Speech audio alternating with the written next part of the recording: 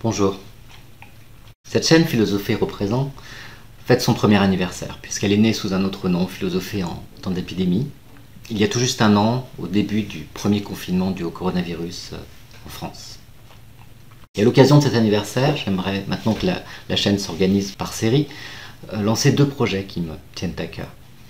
Le premier concerne la pratique de la philosophie. Alors, qu'entendre par pratique de la philosophie? Disons que la plus connue en France, parlons de la France pour le moment, eh bien en fait c'est celle que bien des élèves ont rencontrée à la fin de leur lycée, qu'ils rencontrent encore sous une forme légèrement différente due à la réforme du baccalauréat. Et bien en fait cette pratique consiste à suivre des cours en se tenant relativement tranquille sur une chaise, en se concentrant, on est en l'air d'être concentré, de garder sa concentration.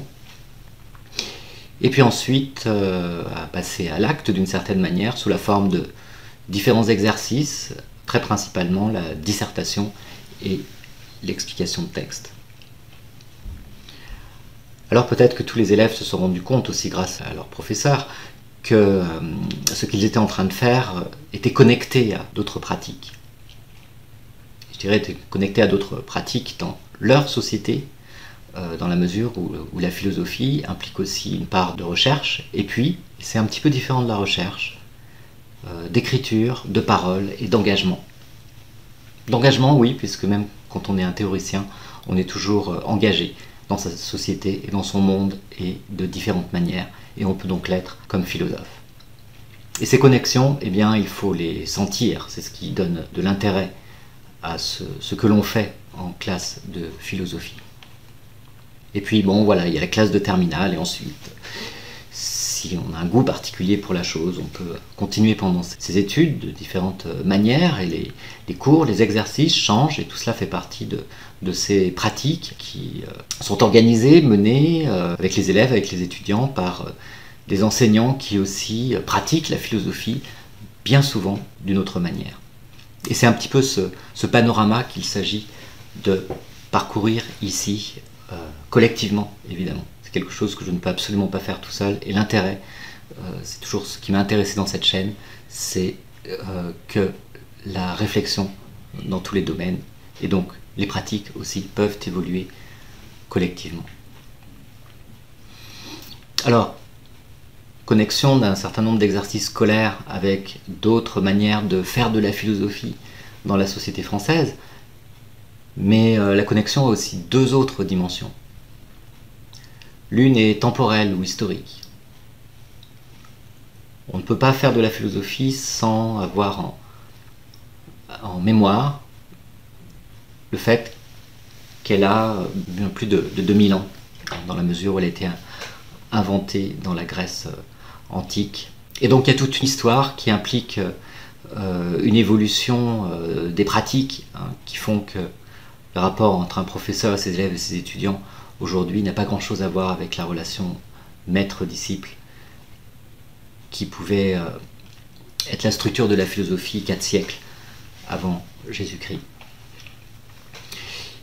Et voilà, tout ça a bien changé, ce qui fait que même quelque chose comme la dissertation, l'explication de texte, ou la recherche, ou l'écriture aujourd'hui en philosophie, eh bien, sont issus de toute une tradition qui a connu aussi de grands virages, dont le virage de la fin du XVIIIe au début du XIXe siècle, qui a entraîné, disons, la structure académique d'aujourd'hui, mais peut-être que nous sommes en train de vivre un autre virage, tant du point de vue de l'enseignement que du point de vue de l'université.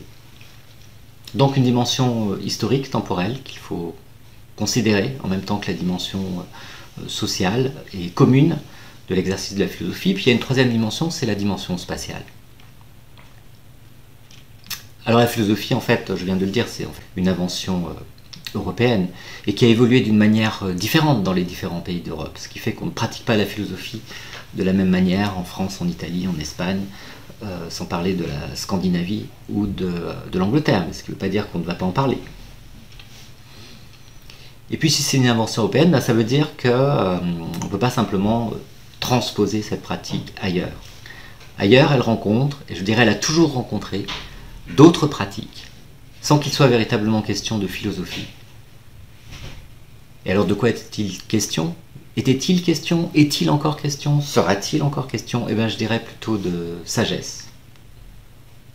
Voilà, alors évidemment la philosophie a certaines relations proches ou conflictuelles ou lointaines avec la religion, mais sa plus grande proximité, ses plus grandes rencontres sont avec différents types de sagesse qui impliquent leur propre pratique dans l'ensemble du monde. Des pratiques qui ont également leur propre histoire, leur propre version dans la parole, l'écriture et l'action. Voilà, alors peut-être que nous pourrons commencer en faisant le point sur les exercices scolaires qui sont au début et puis d'une certaine manière au cœur aussi de la pratique philosophique en France. Et puis ensuite, nous pourrons élargir et puis aussi inquiéter cette première structure. Peut-être que cette chaîne, l'environnement de cette chaîne, offre de ce point de vue-là une certaine richesse, puisque justement cette série sur les pratiques de la philosophie eh bien, sont environnées d'autres séries où la philosophie se pratique, et qui concernent la pandémie de la Covid-19, la manière de penser la police aujourd'hui, etc. Et puis je parlais d'un second projet. Ce second projet, c'est de consacrer une série à la pensée postcoloniale et décoloniale. Alors les liens ils sont assez évidents puisque je viens de dire que la philosophie dans toutes ses pratiques est en relation au monde, alors un monde qu'elle a longtemps cru le sien, mais toujours finalement en se confrontant à d'autres pensées, pratiques, populations, etc. qui ne philosophaient pas mais pensaient autrement.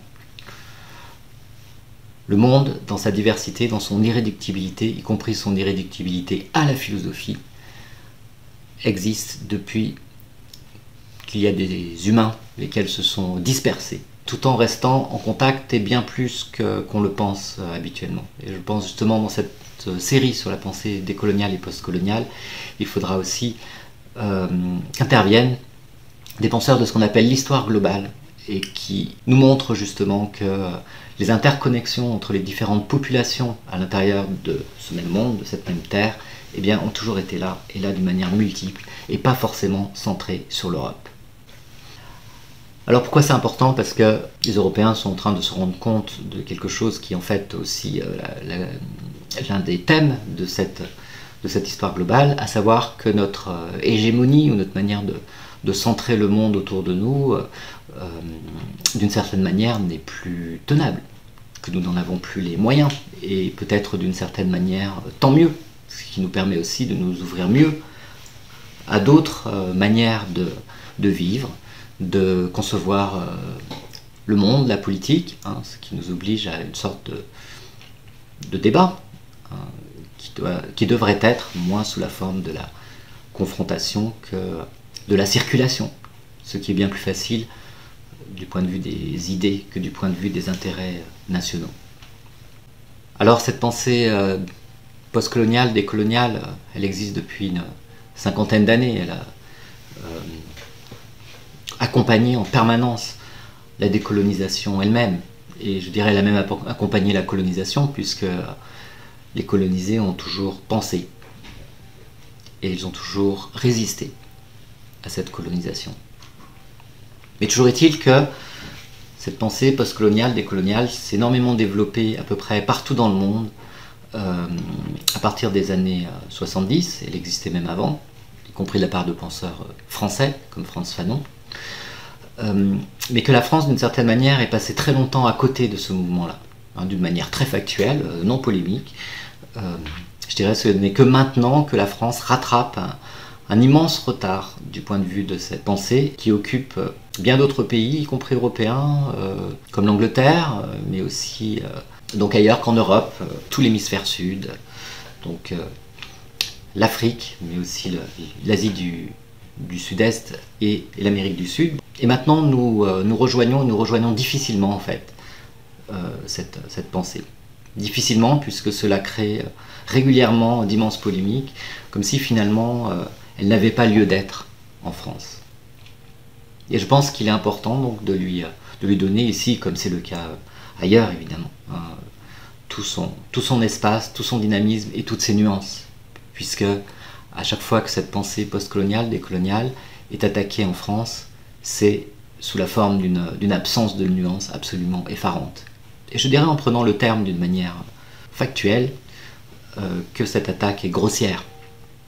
Grossière au sens où elle manque complètement de finesse, de précision philosophique ou scientifique. Et voilà pourquoi il me semble important de lancer cette série sur la pensée décoloniale et postcoloniale, et cela, donc, et ce n'est pas un hasard, en même temps qu'une série sur les pratiques, qui parle d'engagement philosophique, mais qui parle aussi d'enseignement. Puisque dans ces deux séries, finalement, la manière de transmettre la philosophie et de lui donner sa place dans la diversité du monde, eh bien, c'est bien à chaque fois cette manière qui est l'enjeu principal.